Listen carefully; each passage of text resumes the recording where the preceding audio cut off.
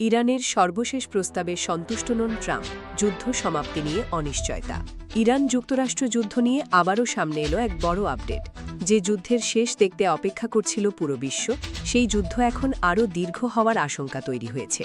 কারণ ইরানের সর্বশেষ প্রস্তাবে সন্তুষ্ট নন মার্কিন প্রেসিডেন্ট ডোনাল্ড ট্রাম্প। একজন মার্কিন কর্মকর্তার মতে এই প্রস্তাব যুদ্ধ শেষ করার জন্য যথেষ্ট নয়, বরং এতে আলোচনার পথ আরও জটিল হয়ে গেছে। এখন প্রশ্ন হচ্ছে, ইরান আসলে কি প্রস্তাব দিয়েছে? ইরানের পক্ষ থেকে বলা হয়েছে, যুদ্ধ পুরোপুরি শেষ না হওয়া পর্যন্ত পারমাণবিক কর্মসূচি নিয়ে কোনো আলোচনা হবে না। অর্থাৎ প্রথমে যুদ্ধ থামাতে হবে, তারপর আসবে পারমাণবিক ইস্যু। কিন্তু যুক্তরাষ্ট্রের অবস্থান একদম বিপরীত। ওয়াশিংটন শুরু থেকেই বলছে, পারমাণবিক বিষয়টাই আগে সমাধান করতে হবে। এই বড় মতপার্থক্যের কারণেই আলোচনা কার্যত আটকে গেছে। এদিকে হোয়াইট হাউসও পরিষ্কার করে জানিয়েছে, তারা তাদের রেড লাইন থেকে এক চুলও সরবে না। অর্থাৎ দুই পক্ষই নিজেদের অবস্থানে অনড়। আর এই কারণেই যুদ্ধবিরতির আশা এখন অনেকটাই ম্লান। এখন আসি আরেকটি গুরুত্বপূর্ণ বিষয়ে। ইরান তাদের প্রস্তাবে হরমুজ প্রণালীকে সামনে নিয়ে এসেছে। এই প্রণালীটি কেন এত গুরুত্বপূর্ণ? কারণ বিশ্বের প্রায় 20% তেল এই পথ দিয়েই পরিবহন করা হয়। কিন্তু বর্তমান পরিস্থিতিতে এই পথ প্রায় অচল হয়ে গেছে। যেখানে আগে প্রতিদিন 125 থেকে 140টি জাহাজ চলাচল করত, এখন সেখানে মাত্র কয়েকটি জাহাজ চলাচল করছে। আর তাও বিশ্ববাজারের জন্য তেল বহন করছে না। ফলে কি হচ্ছে? বিশ্ববাজারে তেলের দাম আবার বাড়ছে।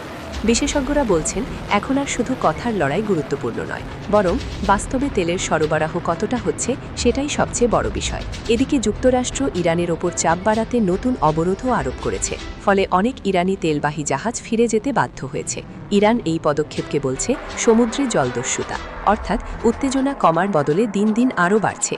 এখন প্রশ্ন, এই পরিস্থিতির রাজনৈতিক প্রভাব কি? বিশ্লেষকরা বলছেন, দুই পক্ষই এখন এক ধরনের পাওয়ার গেম খেলছে।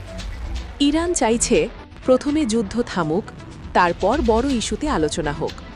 আর যুক্তরাষ্ট্র চাইছে প্রথমেই বড় ছাড় নিশ্চিত করতে। এই টানাপোড়েনের মাঝেই আলোচনা কার্যত থেমে গেছে।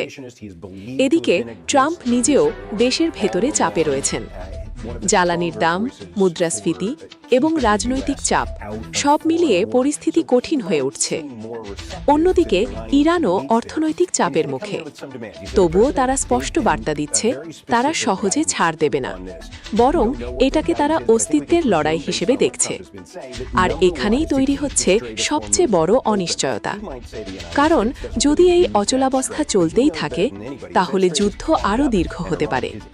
বিশ্ববাজারে তেলের দাম আরও বাড়তে পারে এবং বিশ্ব রাজনীতিতে তৈরি হতে পারে এক নতুন অস্থিরতা।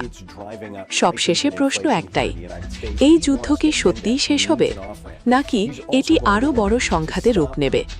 বিশ্ব এখন সেই উত্তর খুঁজছে।